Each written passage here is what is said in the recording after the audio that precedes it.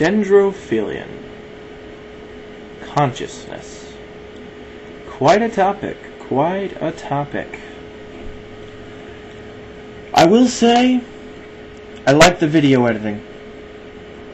Only part of your video I thought had any interest to it whatsoever. I see a huge hole in the nihilistic philosophy, and you just put it out there for the world to see. So, I'm going to give you my view, and hopefully this will start a dialogue. I want to see... Dendrophilian, you strike me as an intelligent guy. You really do. You're a little crazy. I'm not going to lie. I've seen a lot of your videos, and I think you might need a little help. But I'm willing to look past that on the grounds that your arguments are good. I will say that much. So I'm not an ad hominem person. So we'll take this. We'll do this the right way. How's that sound? First, let's get an idea on your definition of consciousness. Let's get everybody out there who's not on your page to be there with us. Your view on consciousness is that, let's see, what did you say? You said that we are our thoughts and emotions, not what causes them. I agree with that. To some degree. I agree with you when you say that we are not the chemical and electrical impulses in our brain that cause our thoughts and emotions. That is not us. That is our brain. I will agree with you on that. But you did then make a statement that didn't make a whole lot of sense to me. Was that because we are our thoughts and emotions, we are an illusion. Because our thoughts and emotions are constantly changing. So, if your statement's true, if we are our thoughts and emotion, if we are what we perceive, then you're right, we are an illusion. So I'm going to attempt to show that we are not an illusion. That we are not what you say we are. So let's take you on your argument that what I perceive from now to now is different. Therefore, this me is dead as soon as this me is created. Like what you said that is like someone being on their deathbed passing away. That they were able to perceive and then not. I disagree. Very much. The difference between now and a dead person ceasing to be able to perceive are definitely not the same thing. The difference is a dead person is no longer able to perceive at all. Their perceptions cease entirely. There is no more for them, perceptively.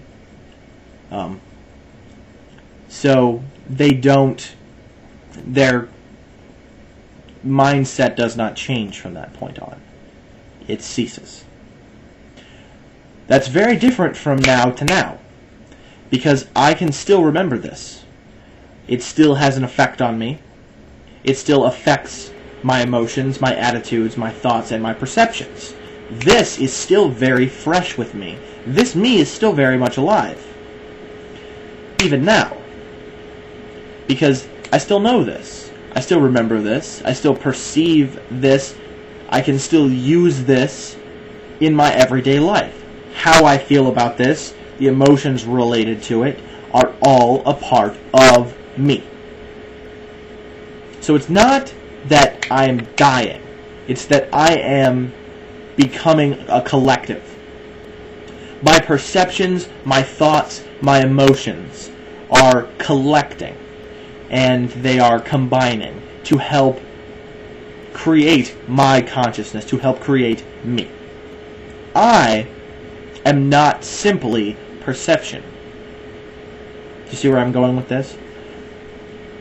Likewise, you would not say that perceptions, thoughts, and emotions have the ability to look in and upon themselves, to have introspection. We'll put it that way. Now, you and I both know that we have the ability to look in ourselves, not just, look through my skin and see muscles and bone, but I can look into the reasoning behind my thoughts and emotions. I can react cognitively. I can think. Likewise, with my ability to think, my ability to perceive, and the emotions that come with what I perceive and what I think are me. Do you see where I'm going with this? I do not die with this. I do not become anything less here. I become more. I have this, now I have this, and now I have this, and this. With more that I perceive, more that I think, more that I the more that I introspect, the more full I become, the more full of a person. If I were dying here, this would no longer be a part of me. I would no longer know this, or understand it, or be able to look at it, or react to it. It would be gone. When it happened again, that person in your sense would be reborn. But that's not the case. Now, when this happens again, I know it. It's much easier for me to understand because I've already had it. I've already seen it. It's already become a part of me. You see where I'm going with that? Also, let me say this. That just if, you and I are only our thoughts and emotions and perceptions like you say we are, then I can only know that I exist, or that my illusion exists in that sense. I cannot know that about you. I cannot know that about anyone. See where that comes from? It is not my brain that I'm understanding. It is my mind. It is my consciousness. It is me. But if that's all that I am, I cannot know your perceptions, your thoughts and emotions, not even if you really tell them to me. I can say to you, dendrophilian, I am in love. Dendrophilian, I am afraid. But you will not understand how I feel love or how I feel fear. You would not understand that. You can understand that when you have felt fear, what fear is like for you, and you can have an idea based off of what you know about me as to how I feel fear. But you will never really know. Likewise, you do not know if I'm telling the truth or not, whether or not I'm being honest with you. So to say that we are simply an illusion, you were very right when you said at the end of your video that the value of that illusion drops drastically. Because you are no longer anything. You are simply a materialistic hunk of matter that has perceptions, thoughts, and emotions, which you can't even really begin to explain. Yes, chemical and electrical impulses cause reactions in the brain to make you feel certain things, but at the same time, you cannot explain them. You cannot explain love. You cannot explain fear. You cannot explain hope or worry. You can simply see what in the brain causes you to feel them.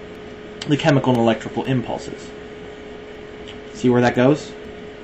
So, I pose to you that we are more than simply a compilation of thoughts, emotions, perceptions that die with each new perception.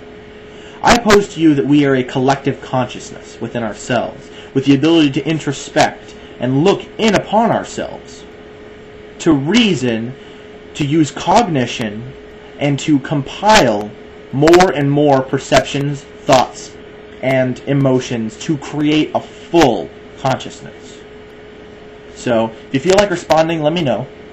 But, that's all I got to say to you, man. God bless. Peace out.